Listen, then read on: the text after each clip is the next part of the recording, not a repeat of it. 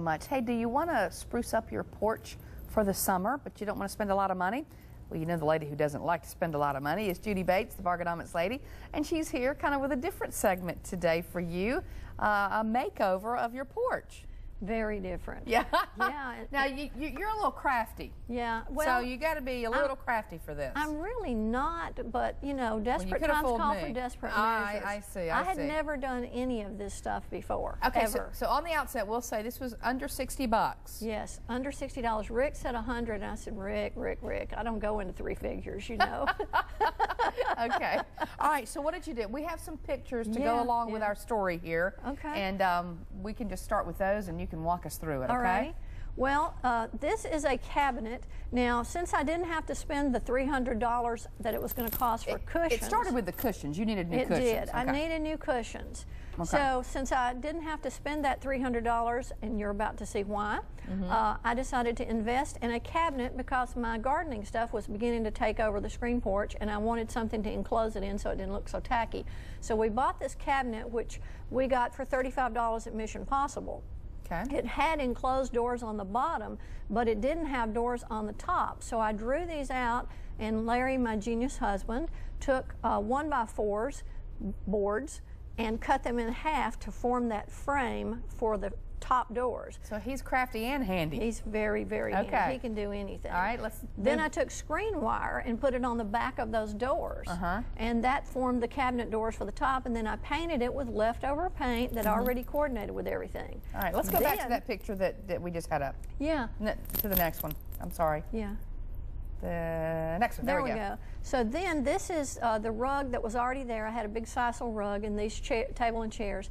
Well, those were the cushions that had just had it. I mean, they were just beyond hope. So I told Larry, you know, I'll test this out, see if it works, and if it doesn't, I've got to buy new ones anyway. But it worked.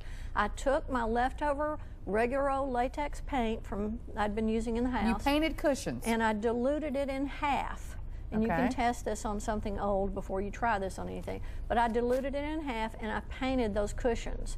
Now, the dark green was already there. I just painted the light areas that were white, and I did a blue and a yellow on there.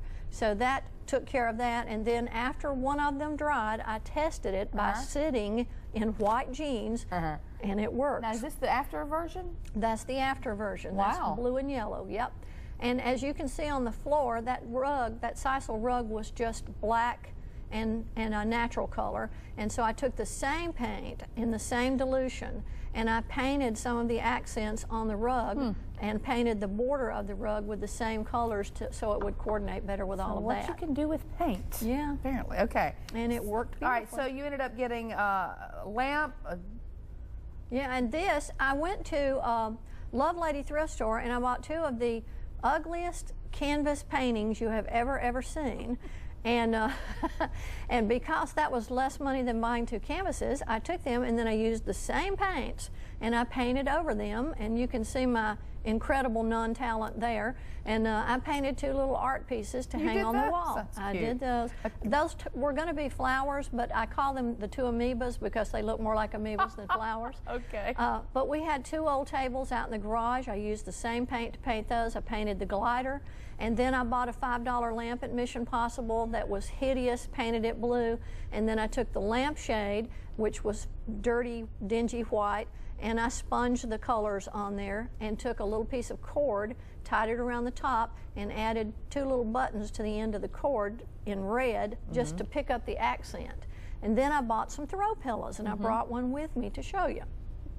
But this pillow, I loved it, and I thought it would go really well with everything. The only problem was the flowers that were on the pillow were not the colors I was using. So, once again, my trusty paint, took the same exact paint, and I painted the flowers on the pillow. So they would pop with the color. So that they would bring out the colors. So I guess the point of our story is, if you kind of go through your porch or whatever you want to redo, and take your time and look at what needs to be painted, and then go to some of the mission stores and those type of things. You can hit yard sales or anything like that. You would be amazed. And you know, if you don't need a cabinet or a lamp, then you make them work with what you have. I also painted the concrete floor, I forgot to show that, to look like real tile, and it is so easy. All you need is duct tape and porch paint. So you put the duct tape down where you don't want the paint. 1-inch wide strips, and you mark it off in squares like tile. Then you take the 1-inch duct tape and you tape off the squares and roll the paint, the porch paint, over. When it dries, you pull up the duct tape and the unpainted areas are your grout. Well, there you go. All right, well, some cool ideas from Judy Woodward Bates, a little different segment for you today. And for those of you who are crafty and handy, be a fun project. Yeah, and I actually have the photos up on the Good Day Alabama page of Bargainomics.com. All right, so you can take a look at those a little bit closer if you'd like to. Thanks, Judy.